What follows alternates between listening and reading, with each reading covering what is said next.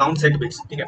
अब इसमें क्या करना है कि जो नंबर दिया है उसके सेट बिट्स को काउंट करना है। सेट बिट्स यानी क्या, जो जितने बिट्स वन है ना, तो जितने भी बिट्स वन है उस नंबर के उतने बिट्स उतने काउंटिंग रिटर्न करना है। जैसे 1 5 का अगर हम बाइनरी रिप्रेजेंटेशन करें तो क्या आएगा, 101 आएगा, है ना। और इसके पीछे कितने भी जीरोस हो सकते हैं वो कंपाइलर पे डिपेंड करेगा। तो सेट बिट्स कितने आएंगे, दो ही आएंगे, है ना। सेट बिट्स यानी जो बिट्स वन है तो इसमें दो है, तो इसलिए दो आउटपुट किया गया, ठीक है। अगर n इक्वल टू 7 है तो इसका बाइनरी रिप्रेजेंटेशन क्या होता है, n इक्वल टू 7 का होता है 1 1 और 1, ठीक है। तो इसके पीछे जीरोस आएंगे, ठीक है। अगर 32 बिट का कंपाइलर है तो 29 जीरोस आएंगे, ठीक है। अब इसमें सेट बिट्स कितने हैं, तीन है ना, 1 3 है। तो सेट बिट वही होता है नॉन जीरो बिट्स, ठीक है। नॉन जीरो बिट क्या है, वन ही होता है। नॉन जीरो बिट क्या होता है, जीरो होगा नहीं तो वन होगा, तो नॉन जीरो बिट्स बोला गया तो वन ही है। तो जितने भी बिट्स इसके गिवन नंबर के जितने भी बिट्स वन है वो रिटर्न करना, उसकी काउंटिंग कितनी है, ठीक है।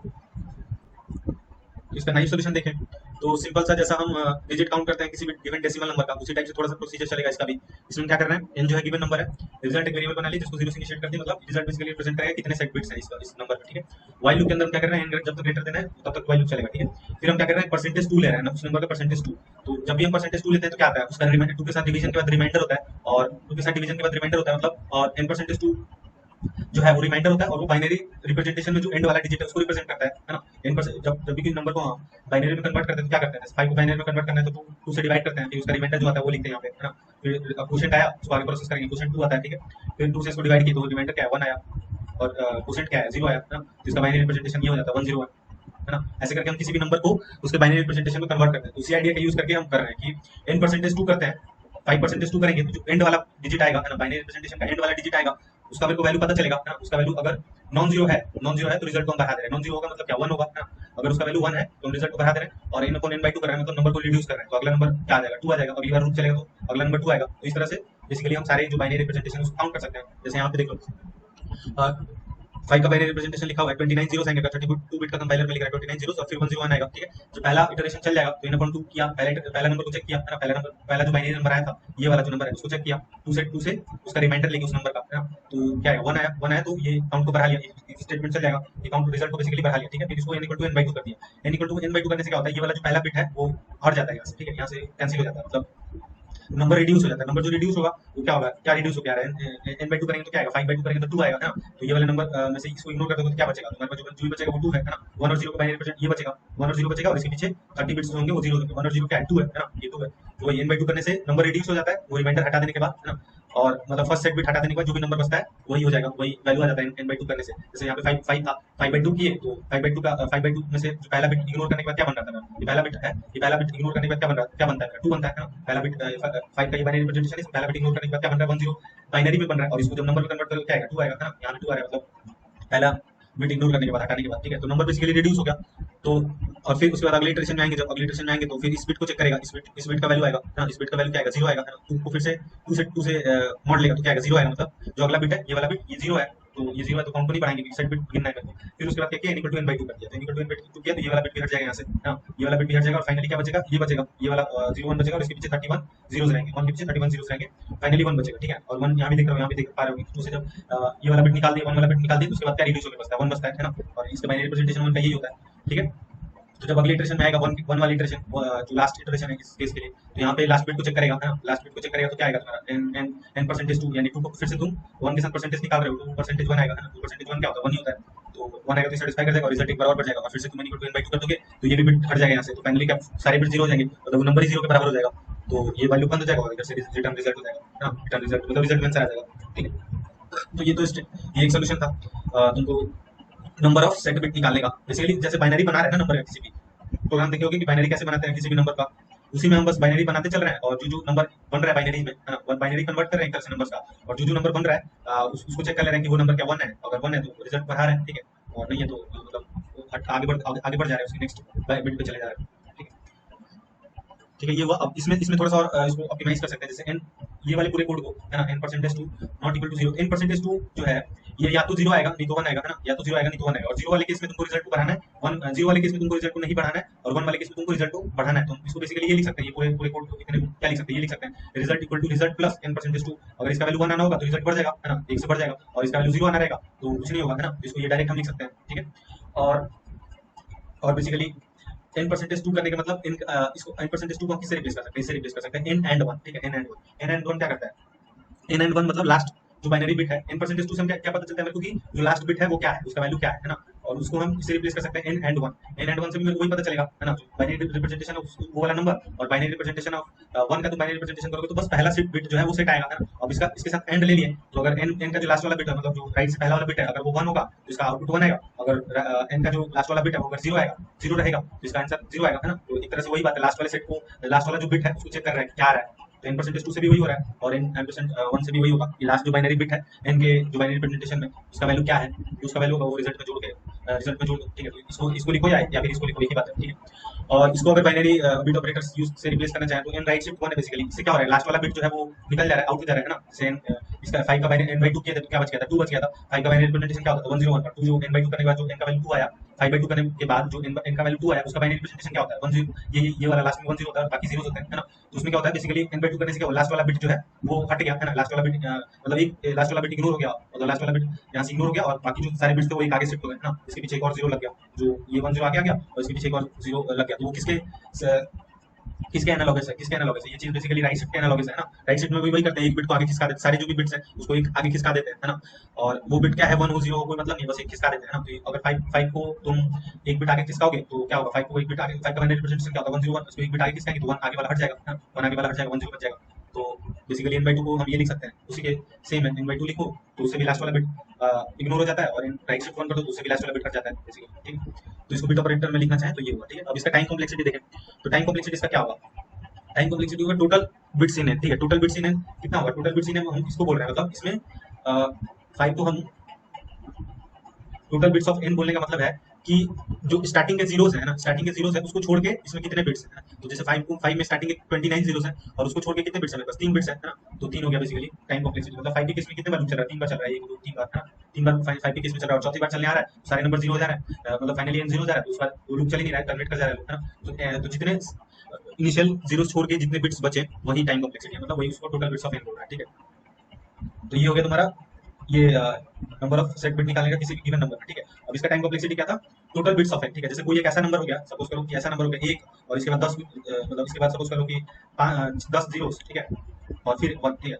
इसके ऊपर सपोज करो 1 2 3 4 5 6 7 8 9, ठीक है, 9 जीरोस है, 10 जीरोस कर लो, सपोज करो 10 जीरोस है और फिर 1, मतलब बीच में 10 जीरोस है और आगे पीछे 1 है। तो इसमें टोटल नंबर ऑफ बिट्स, अगर इसका टाइम कॉम्प्लेक्सिटी निकालोगे इसको फॉर्मूले के हिसाब से तो कितने बार लूप चलेगा, टोटल 12 बार लूप चलेगा, है ना। इसमें और इसके पीछे ये बाई अगर 32 बिट का कंपाइलर इस नंबर को एक्सपेंड करके लिख रहा है तो इसके पीछे जितने भी आप 32 में से ये वाले सारे 12 को माइनस कर लो, इसके पीछे कितना 20 जीरो और आएगा, तो इस जीरो को तो इग्नोर कर दो, जीरो को कोई काम नहीं, क्योंकि ये जीरो जब आ जाते हैं तो ये लूप टर्मिनेट हो जाता है, बंद हो जाता है, ठीक है। तो फाइनली अगर ऐसा कुछ नंबर है तो ये कितने बार ये लूप चलेगा, मतलब कितने बार इसका टाइम 12 बार चलेगा, जितने नंबर्स मतलब शुरू के इग्नोर कर दो, शुरू के जीरो से इग्नोर कर दो और जहां से 1 स्टार्ट हुआ वहां से एंड तक पूरा गिन लो, उतने बार ये लूप चलेगा, है ना। तो अगर ऐसा कुछ ऐसा केस हुआ तो तुम्हारा 12 बार लूप चलाना, 12 बार लूप चलाना पड़ेगा, ठीक है।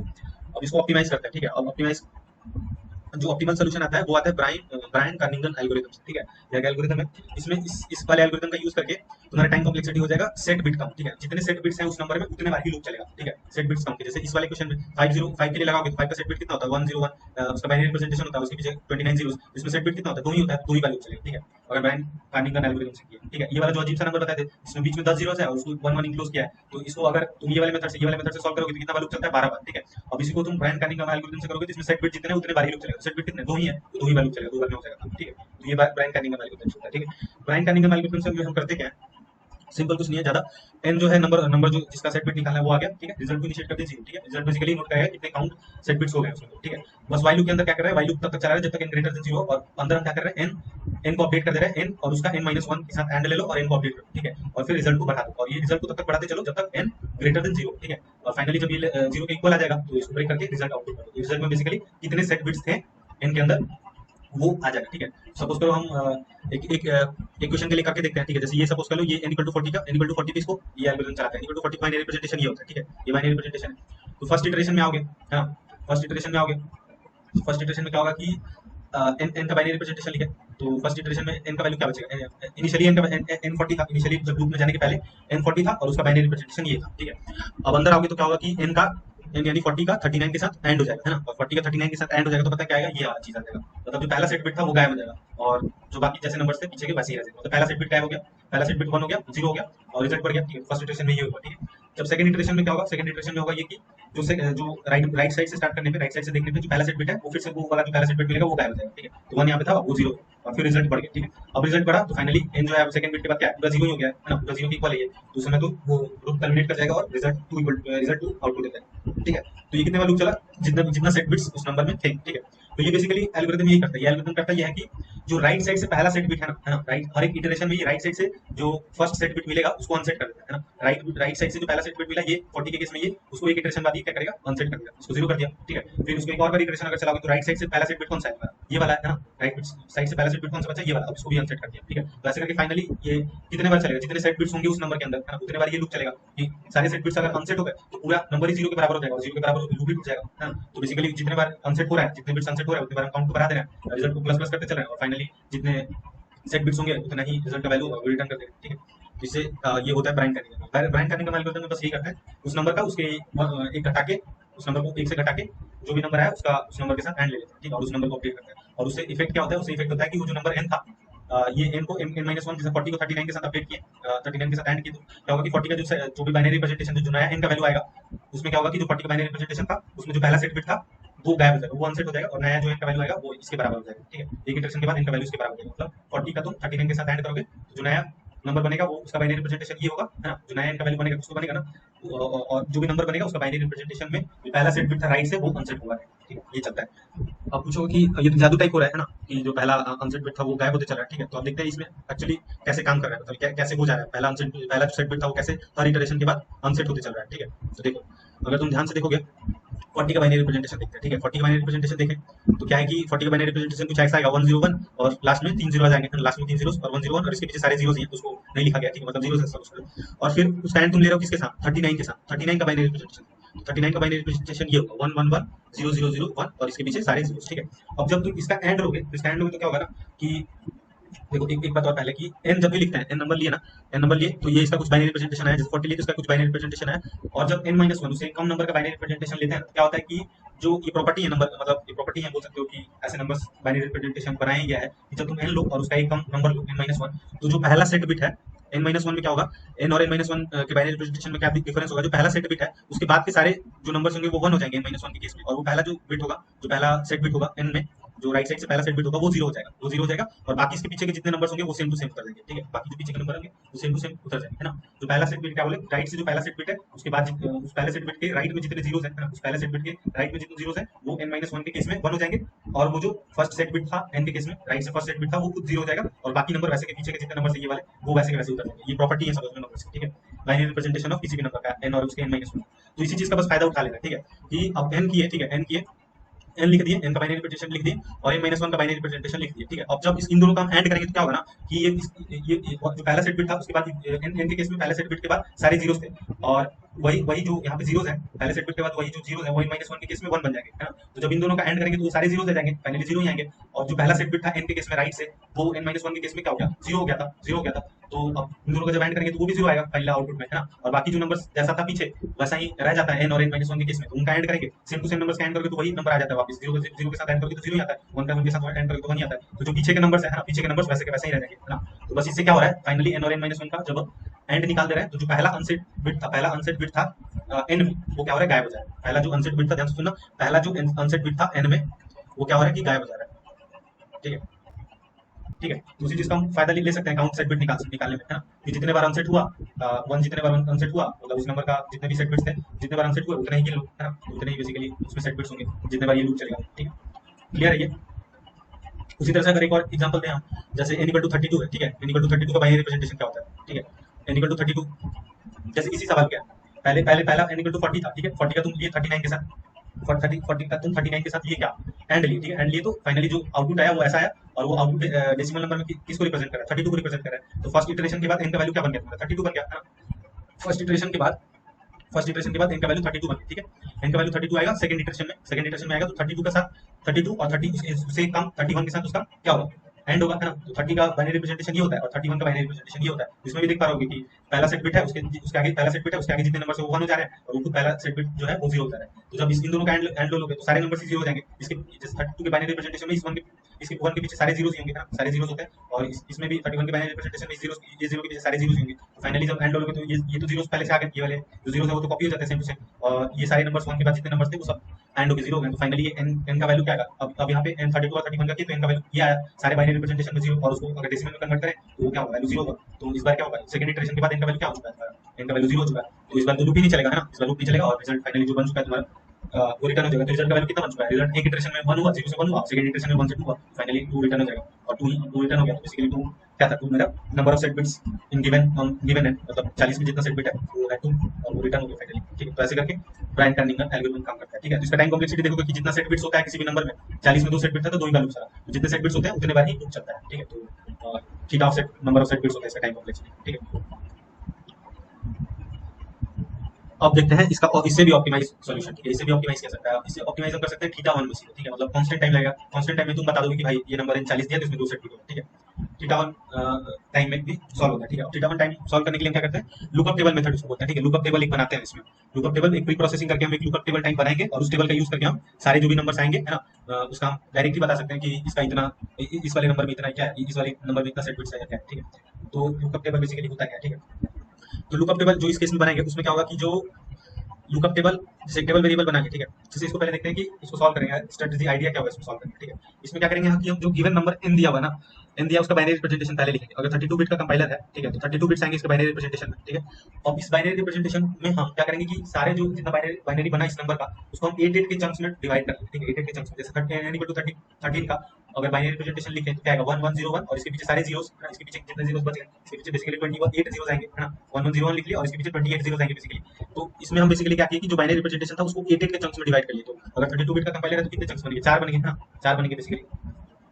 फिर क्या किया 8 बिट के चंक्स में डाउनलोड उसको हम डिवाइड कर लिया। ठीक है, और फिर हम क्या करेंगे कि जो 8 बिट का चंक्स हम डिवाइड किए हैं, अब इस 8 बिट में हम जाके देख लेंगे कि कितना सेट बिट है। ठीक है, पहले वाले चंक पे जाएंगे, इसमें देख लेंगे कि 3 सेट बिट है। ठीक है, तो 3 आंसर में डालेंगे। फिर सेकंड वाले चंक पे जाएंगे और इसमें देखेंगे कि कितने सेट बिट्स है, तो इसमें 0 मिलेगा तो 3 प्लस 0। ठीक है, इसमें जाएंगे इसमें भी 0 मिलेगा तो 3 प्लस बाकी भी 0, इसमें भी 0 तो प्लस 0। ठीक है, फाइनली 3 आउटपुट हो जाएगा। तो वही करेंगे कि जो बाइनरी रिप्रेजेंटेशन करेंगे, ठीक है, इंटरनली ये होगा कि बाइनरी रिप्रेजेंटेशन हो रहा होगा उस नंबर का, और उसमें 8 के चंक्स में उसको डिवाइड कर रहे होंगे, और उस एक चंक में कितने सेट बिट्स हैं ये मेरे को पता चल जाएगा, और सब सारे सारे चंक्स के सेट बिट्स को काउंटिंग हम जोड़ देंगे, फाइनली मेरे को कितने सेट बिट्स हैं उस पूरे n के बाइनरी रिप्रेजेंटेशन को पता चल जाएगा। ठीक है, तो ये तो मेरा आइडिया हुआ कि इसको कैसे सॉल्व करेंगे। ठीक है, अब ये चैलेंज है कि मेरे को कांस्टेंट टाइम में सॉल्व करना है, तो यहाँ पे बेसिकली टाइम कहाँ लग रहा है। ठीक है, क्या 32 बिट को 8 बिट में कन्वर्ट करने में टाइम लग रहा है, नहीं, क्योंकि 8 बिट पहला ट्रावर्स कर लेंगे, बताऊँ उसको ऐसे नंबर से एंड करेंगे ना, पहला 8 बिट मिल जाएगा, बेसिकली 256 से हम उस नंबर को एंड कर लेंगे। ठीक है, पहला 8 बिट मिल जाएगा किसी भी नंबर को, वो भी नंबर दिया है उसका पहला 8 बिट का बेसिकली तुमको वैल्यू निकालना है ना, तो क्या करेंगे हम 255 से उसका एंड कर लेंगे। 255 से इसलिए करेंगे क्योंकि 255 का बाइनरी रिप्रेजेंटेशन करोगे तो उसका पहला 8 बिट जो राइट से 8 बिट होता है वो सारे 1 होते हैं और बाकी सारे जीरोस होते हैं ना, तो उसका जब एंड के साथ तुम उसका एंड करोगे तो ये पहला 8 बिट छोड़ के तो सारे जीरो ही आएंगे है ना, सारे जीरो आएंगे, जब इसका एंड करेंगे सारे जीरो आएंगे पहला 8 बिट छोड़ के। अब पहला 8 बिट क्या आएगा वो इस पे डिपेंड करता है कि इसके कौन कितने बिट सेट है ना, इनके कितने बिट सेट है, इनके जितने बिट सेट होंगे वहां 1 आएगा, जैसे 13 वाले केस में 1101 आया और बाकी सारे जीरो आ जाएंगे है ना, बाकी सारे जीरो आ जाएंगे, चार बाकी सारे 4 जीरो आ जाएंगे और इसके पीछे ये कंटिन्यू हो जाएगा, ये जो बाकी तो जीरो है। तो बेसिकली 8 बिट तो डिवाइड करना मुश्किल काम नहीं होता, 8 बिट के किसी भी नंबर को 8 बिट के चंक्स में डिवाइड करना तो मुश्किल काम नहीं है, उसको हम डायरेक्ट इनके साथ 255 के साथ एंड करके कर सकते हैं। अब मुश्किल काम क्या है कि अब उस 8 बिट जो डिवाइड किया उसमें मेरे को ऐसा मेथड निकालना होगा कि हम कांस्टेंट टाइम में बता दें कि इस 8 बिट में कितने बाइनरी कितने सेट बिट्स हैं, जैसे यहाँ पे 3 है, इस 8 बिट में 0 है, ये हम कांस्टेंट टाइम में अगर बता दें है ना, तो हम आराम से क्वेश्चन को कांस्टेंट टाइम में ओवरऑल सॉल्व कर लेंगे है ना। तो वही इसी चीज को ये 8 बिट का जो भी चंक बन रहा है उसमें कितने सेट बिट्स हैं, उसमें कितने सेट बिट्स हैं, ये चीज को कांस्टेंट टाइम में बताने के लिए हम लुकअप टेबल बनाते हैं। ठीक है, लुकअप टेबल बेसिकली थोड़ा सा प्री प्रोसेसिंग, उस प्रोग्राम में थोड़ा सा तुमको प्री प्रोसेसिंग करना पड़ेगा और लुकअप टेबल बना लोगे और फिर तुम डायरेक्ट तुम 8 बिट्स में चंक्स में डिवाइड करके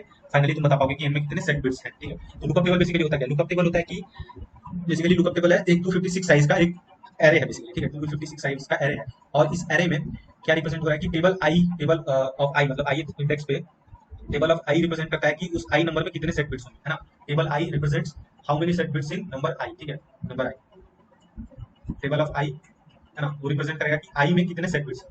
ठीक है, मतलब इंडेक्स से हम उसके वैल्यू को मैप कर दिए कि अगर हम इंडेक्स 5 पे खड़े हैं तो टेबल ऑफ 5 जो है बेसिकली बताएगा कि टेबल ऑफ 5 बेसिकली बताएगा कि 5 के बाइनरी रिप्रेजेंटेशन में कितने सेट बिट्स होते हैं, तो 5 के बाइनरी रिप्रेजेंटेशन में 2 सेट बिट्स होते हैं तो टेबल ऑफ 5 2 लिखा रहेगा। ठीक है, 2 रहेगा, तो बेसिकली यही है लुकअप टेबल, यही बना रहा है कि in the lookup table table of I represents how many set bits in आई।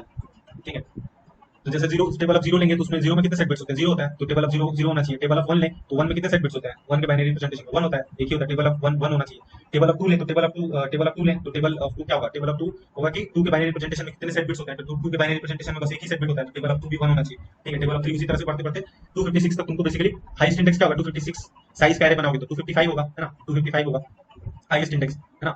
और अगर 8 बिट का, अगर तुम कोई एक बिट का बाइनरी लिखते हो तो उसमें हाईएस्ट नंबर तुम क्या ले सकते हो, उसमें नंबर्स का रेंज क्या होता है, 2 इंटू जीरो टू।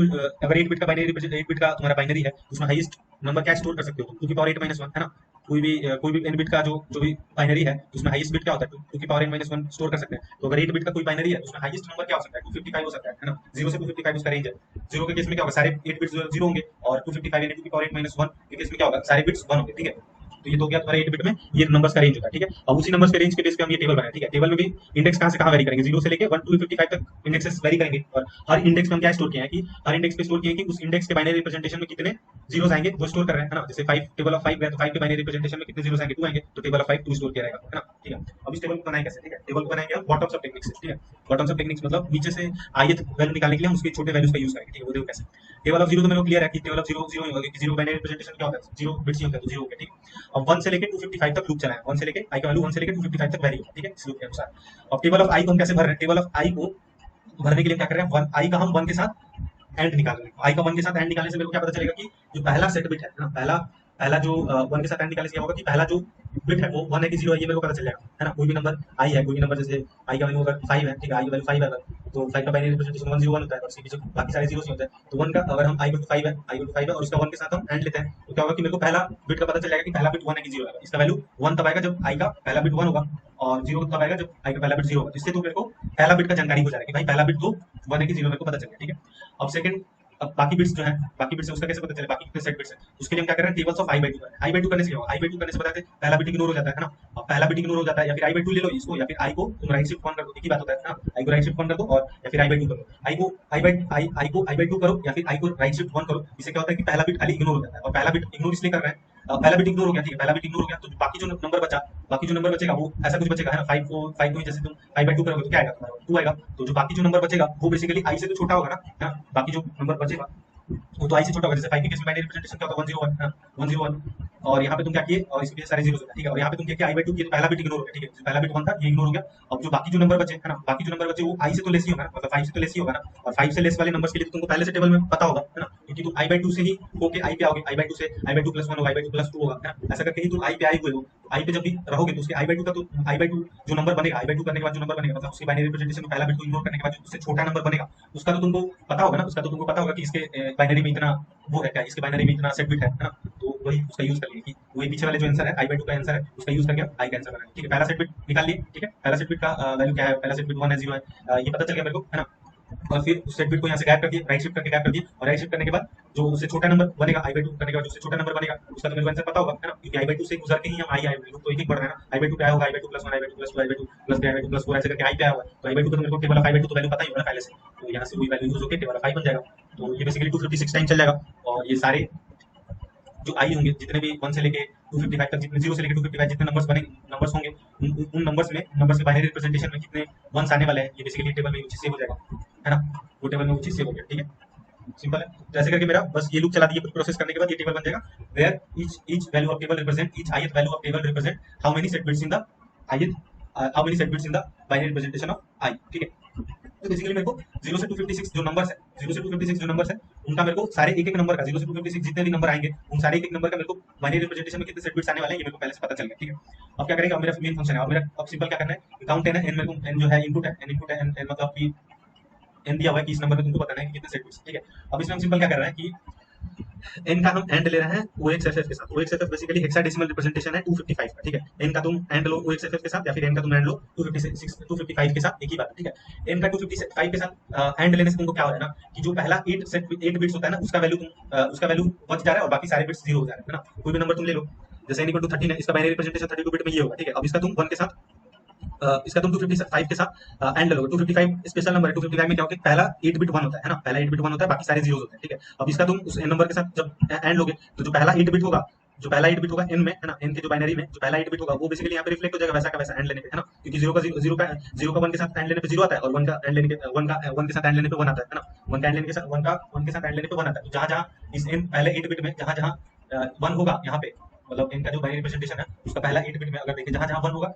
वो आंसर में तो वहाँ 1 आएगा, ठीक है, और बाकी 8 बिट को छोड़ के जो बाकी जितने नंबर्स बचे वो 0 हो जाएंगे, है ना। तो इससे बेसिकली मेरे को पहला 8 बिट में कितने सेट बिट्स हैं, 8 बिट पहला 8 बिट क्या है वो बेसिकली आ जा रहा है ना। अब वो बेसिकली जो भी नंबर आएगा पहला 8 बिट छान ले रहा है, बेसिकली छान ले रहा है, तो जो भी नंबर आएगा वो 255 से इक्वल होगा या उससे छोटा होगा, है ना। 255 से ये जो इसका आउटपुट होगा वो या तो 255 होगा नहीं तो उससे छोटा आएगा, है ना। 0 से 255 इसका रेंज है, क्योंकि एंड लेने के साथ क्या हो रहा है कि पहला 8 बिट का जो भी सिग्निफिकेंट जो पहला 8 बिट का जो भी अनसेट डिजिट है वो बच जा रहा है और बाकी सारे जो 8 बिट छोड़ के जितने हैं वो सारे 0 हो जा रहे हैं। तो जो फाइनल नंबर बनेगा वो 255 0 से 255 रेंज रहेगा उसका, और 0 से 255 तुमको सारे नंबर्स तुमको पता है कि कितने सेट बिट्स होते हैं। 0 से 255 में हर एक नंबर का तुमको पता है कि इस नंबर में इतने सेट बिट्स हैं, ठीक है। वो कैसे पता है? उस टेबल से पता है। तो जो भी आउटपुट आया उसको उस टेबल में जाएंगे और उस इंडेक्स पे चलेंगे, जो भी आउटपुट आया टेबल के उस इंडेक्स पे चले जाएंगे और जो भी वैल्यू आएगा वो बेसिकली तुम्हारा बता देगा कि इस कितने सेट बिट्स हैं, उतने नंबर वो नंबर में कितने सेट बिट्स, ठीक है। तो यही चीज को हम बेसिकली 32 बिट का नंबर है ना, इसी चीज को हम बेसिकली 4 बार रिपीट करते हैं, ठीक है। कैसे? देखो ये किए तो पहले 8 बिट का मेरे को पता चल गया कि भाई इतने में इतने जीरोस है, इतने वंस है, ठीक है, वो रिजल्ट में हम डाल दिए, ठीक है। फिर उसका अगला वाला स्टेप हम ये कर रहे हैं कि उसको राइट शिफ्ट कर दे रहे हैं 8 से, मतलब n का पहले हम पहला 255 से एंड निकाल के पहला 8 बिट का हम जानकारी ले लिए कि इसमें इतने अनसेट बिट्स हैं, ठीक है। और फिर उसके बाद क्या कि n को राइट शिफ्ट कर दिए 8 से, ठीक है। n को जैसे ही राइट शिफ्ट करोगे 8 से तो क्या होगा, ये पहला जो 8 बिट था वो नंबर वो गायब हो जाएगा, है ना, वो आउट हो जाएगा इस नंबर से, और इसके पहले 0 आज लग जाएंगे, 8 जीरोस लग जाएंगे, ठीक है। बेसिकली 8 से उस नंबर को आगे राइट शिफ्ट करते हैं, ठीक है। तो 8 से जैसे ही राइट शिफ्ट करेंगे तो फ्रंट में ये वाले 8 बिट्स आ जाएंगे ना, फ्रंट में ये वाले 8 बिट्स आ जाएंगे और फिर से वही चीज को कर देंगे। फ्रंट में ये वाले 8 बिट्स हैं उसको हम फिर से 255 के साथ ऐड लेंगे, जो भी नंबर आएगा वो 255 रेंज में ही आने वाला है ना। और फिर से उसका हम टेबल में चेक कर लिए कि कितने सेट बिट्स हैं। बेसिकली मेरे को सेकंड चंक में कितने सेट बिट्स है ये बेसिकली मेरे को पता चल गया, उसको रिजल्ट में अपेंड कर लिए, जोड़ लिए, ठीक है। फिर उसके बाद फिर से 8 से हम आगे शिफ्ट कर देंगे, है ना। फिर से 8 से आगे शिफ्ट करेंगे तो ये नंबर भी गया, ये एक नंबर भी गया, ठीक है, इग्नोर हो गया। और ये जो 8 बिट है ये फ्रंट में आ जाएगा, फिर से उसको हम ये वो एक सेकंड से एंड कर लिए, मतलब 255 से एंड कर लिया और रिजल्ट में जोड़ लिए, ठीक है। फिर फाइनली जो लास्ट वाला चंक है उसको भी करने के लिए हम क्या किए, ये वाले चंक को पहले गायब किए, 8 से राइट शिफ्ट करके ये गायब हो गया, ये वाला चंक ये वाला लास्ट वाला जो 8 बिट है ये बचा, लास्ट वाला 8 बिट है ये बचा, ठीक है। और इस लास्ट वाले 8 बिट में फिर से हम वो एक सेटअप कर लिया, मतलब 0 से 255 के साथ ऐड ले लिया और रिजल्ट में जो भी आंसर है उसको अपेंड कर लिया। फाइनली जो रिजल्ट बचा वो बेसिकली कितने सेट बिट्स होंगे n में वो आउटपुट कर देगा, है ना। तो इसमें क्या है, इसमें बेसिकली ये ओएन सॉल्यूशन है, क्यों? क्योंकि इसमें n पे बेसिकली तुम्हारा आंसर डिपेंड ही नहीं करता है ना। बेसिकली तुमको प्री प्रोसेस करना है और प्री प्रोसेस में तुमको 256 टाइम्स लूप चलाना है ना। 256 मतलब एक fix number of times loop चलाना है, n पे डिपेंड नहीं कर रहा है कि n का वैल्यू तुम कितना भी बड़ा ले लो, n का वैल्यू तुम लाख ले लो, करोड़ ले लो, उससे मतलब नहीं है। तुमको बस 256 टाइम प्री प्रोसेस करना है और बाकी सारा काम कांस्टेंट टाइम में हो जा रहा है, ठीक है। ये वाला कांस्टेंट टाइम में हो जा रहा है, कांस्टेंट टाइम में निकल जाता है, फिर टेबल के उस इंडेक्स पे तुम कांस्टेंट टाइम में पहुंच जाओगे, ये भी कांस्टेंट टाइम में राइट शिफ्ट हो जाता है ना। तो बाकी सारा काम इसमें जितना काम हो रहा है वो तो कांस्टेंट टाइम में हो जा रहा है और टेबल बनाने में तुमको बस एक फिक्स नंबर ऑफ टाइम यानी कि 256 टाइम्स ये लूप चलाना पड़ रहा है, n के वैल्यू के साथ इंडिपेंडेंट है ना। तो बेसिकली ओवरऑल इसका टाइम कॉम्प्लेक्सिटी देखें तो कांस्टेंट है ना, ओवरऑल टाइम कांस्टेंट है। तो कांस्टेंट टाइम को कैसे रिप्रेजेंट करता है, बिग O नोटेशन में बिग O ऑफ 1 कर देते हैं ना। तो बिग O ऑफ 1 इसका टाइम कॉम्प्लेक्सिटी है, ठीक है। तो ये इसका सबसे ऑप्टिमल सॉल्यूशन हुआ किसी भी नंबर में तुमको काउंट करना है कितने डिजिट्स हैं, तो ठीक है। अब मान लो 64 बिट का है, तुम 64 बिट में इसको भी एक्सटेंड कर सकते हो। 64 बिट का अगर नंबर दिया गया तो 64 बिट का कंपाइलर दे दिया, मतलब 64 बिट में बोला गया कि 64 बिट में नंबर कंपाइलर है, 64 बिट में सबका बाइनरी रिप्रेजेंटेशन जाना है। तो 8 के कितने चंक्स बनेंगे? 8 के 8 चंक्स बन जाएगा अगर 64 बिट का कंपाइलर हुआ। तो यही बेसिकली इस बार 32 बिट था तो 8 के 4 चंक्स बन रहे थे, इसलिए हम 4 बार इस चीज को चलाएं, है ना, 4 बार ये चीज को चलाएं, 1 2 3 4। अगर 64 बिट का हुआ तो 8 चंक्स बनेगा, तो इसी को और 4 बार चला देंगे नीचे, तो बेसिकली 64 बिट्स के लिए भी सॉल्व हो जाएगा, ठीक है। तो ये बेसिकली सबसे ऑप्टिमल सॉल्यूशन हुआ लुकअप टेबल बना के किसी भी नंबर के कितने सेट बिट से काउंट करने का, ठीक है। कि जरूरी नहीं है कि लुकअप टेबल जो है वो 256 नंबर का ही बनाए, हाँ, तुम 16 बिट का भी बना सकते हो, मतलब 16 लेंथ का भी लुकअप टेबल बना सकते हो। बस उसमें क्या होगा, फिर 16 बिट का बनाओगे मतलब 16 बिट हाईएस्ट रिप्रेजेंटेशन क्या होता है, 2 की पावर 4 माइनस 1 है, मतलब 0 से 15 रेंज आएगा ना। तो ये बेसिकली ये वाला काम को ज्यादा बार करना पड़ेगा उस केस में, है ना। मतलब उसमें तुम 4 4 के चंक्स में डिवाइड करोगे, छोटा टेबल बनाओगे। अगर इसको 250 मतलब इसको 256 साइज का टेबल बनाए हैं तो 256 साइज को बनाए तो मतलब 8 बिट के चंक्स में डिवाइड करेगा। अगर इसको छोटा टेबल बनाओगे तो तुम 16 या फिर मतलब 16 लेंथ का टेबल बनाओगे, मतलब तुम बेसिकली तुम 4 4 के चंक्स में डिवाइड कर रहे हो, ठीक है। तो ये वाला चीज को बार बार लिखना पड़ेगा ना, ज्यादा बार लिखना पड़ेगा, उस चीज को भी कर सकते हैं, कोई दिक्कत नहीं है, ठीक है।